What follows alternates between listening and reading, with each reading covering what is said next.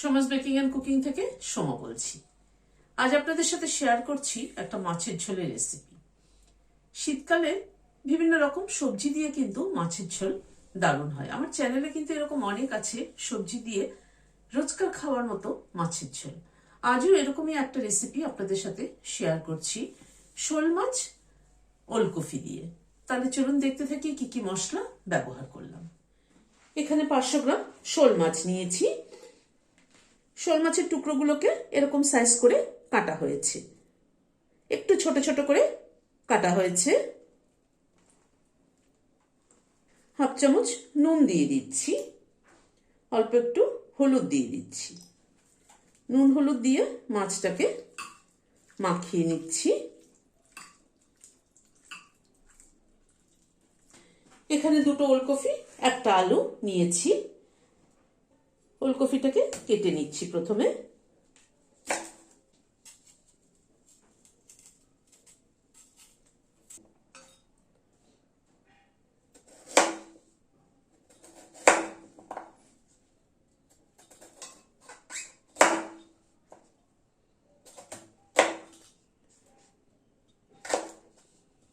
ওলকপিটাকে এরকম একটু বড় বড় ডুমো ডুমো করে কেটে নিচ্ছি। সাথে আলুটাকেও এইভাবে কেটে নেব। আলু আর ওলকপিটা কেটে নিলাম। একটা কড়াইতে জল ফুটছে, ওলকপিটা দিয়ে দিচ্ছি, আলুটাও দিয়ে দিচ্ছি। ওলকপির মধ্যে একটা স্মেল থাকে, একটুখানি ওলকপি রান্না করার সময় সবসময় একটুখানি বয়েল করে জলটা ফেলে দিলে সেই স্মেলটা চলে যায়। একটু ঢেকে দিচ্ছি। এই 3-4 মিনিট মতো একটু বয়েল করে নিলাম। ঢাকাটা খুলছি, গ্যাসের ফ্লেমটাকে বন্ধ করে দিলাম। দিয়ে ওলকপিটা আর আলুটাকে নামিয়ে নিচ্ছি একটা বাটিতে। কড়াইতে সরষের তেল দিচ্ছি।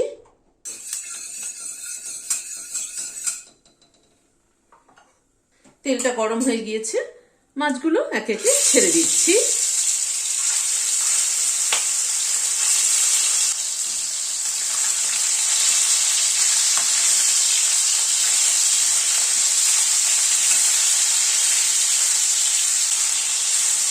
শোল মাছ কিন্তু সাধারণত আমরা এরকম ছোট ছোট করে কেটে মূলো দিয়ে খাই, কিন্তু ওলকপি দিয়েও খেয়ে দেখবেন দারুণ লাগে কিন্তু খেতে।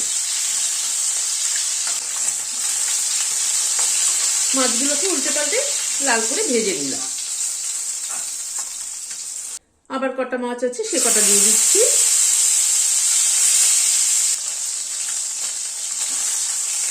এই মাছগুলোকে ভেজে নিলাম, তুলে নিচ্ছি।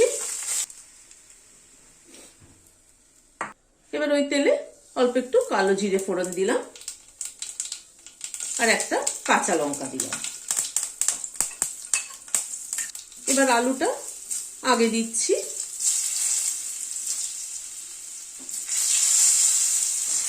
আলুটাকে আগে একটুখানি ভেজে নিচ্ছি।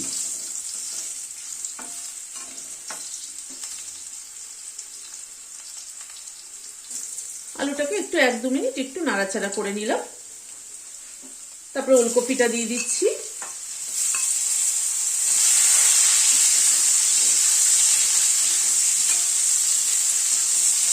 সাধারণত আমরা ওলকপিতে বা শোল মাছে জিরে ফোড়ন দিই, তো জিরে ফোড়ন না দিয়ে কালো জিরে ফোড়ন দিয়ে খেয়ে দেখবেন খেতে কিন্তু বেশি ভালো লাগে। হাফ চামচ নুন দিয়ে দিলাম, অল্প একটু হলুদ দিয়ে দিলাম। ওলকপিটাকে একটুখানি ভেজে নেব আগে।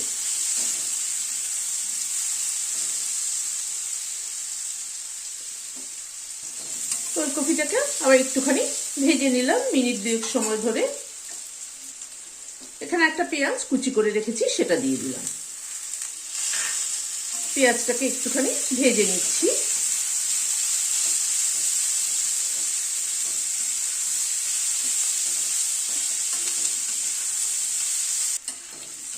পেঁয়াজটা একটু ভেজে নিলাম। এখানে 3টে কাঁচা লঙ্কা বেটে নিয়েছি, সেটা দিলাম।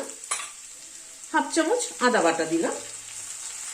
অল্প একটু কাশ্মীরি লঙ্কার গুঁড়ো দিলাম, আর একটু দিচ্ছি হাফ চামচ রোস্টেড ধনের গুঁড়ো দিলাম, হাফ চামচ রোস্টেড জিরের গুঁড়ো দিলাম।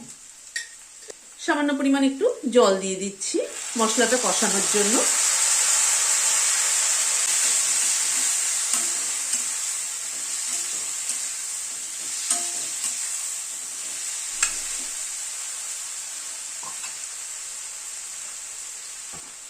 একটা টমেটো বড় বড় করে কেটে নিয়েছি, সেটা দিয়ে দিলাম। সবকিছু দিয়ে মশলাটাকে ভালো করে কষিয়ে নেব, গ্যাসের ফ্লেমটাকে মিডিয়ামে রেখে।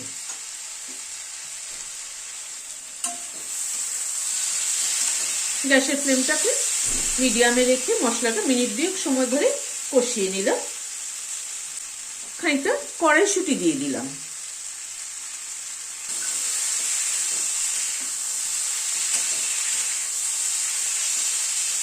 কড়াইশুঁটিটাকে দিয়ে আরেকটু কষিয়ে নেব।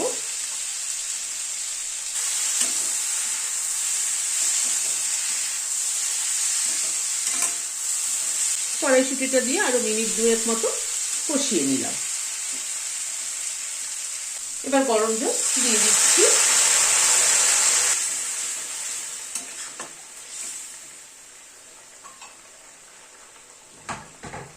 মাছগুলো দিয়ে দিলাম।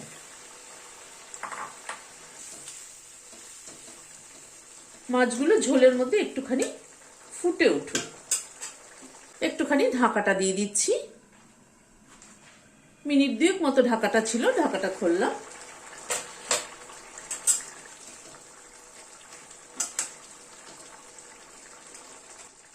ওয়ান 4 চামচ মতো গরম মশলার গুঁড়ো ছড়িয়ে দিলাম। গরম মশলার গুঁড়োটা একটু মিশিয়ে দিচ্ছি।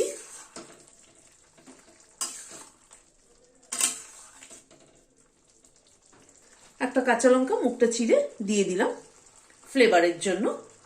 গ্যাসটাকে বন্ধ করে দিয়ে ঢেকে দিচ্ছি স্ট্যান্ডিং টাইম 5 মিনিট।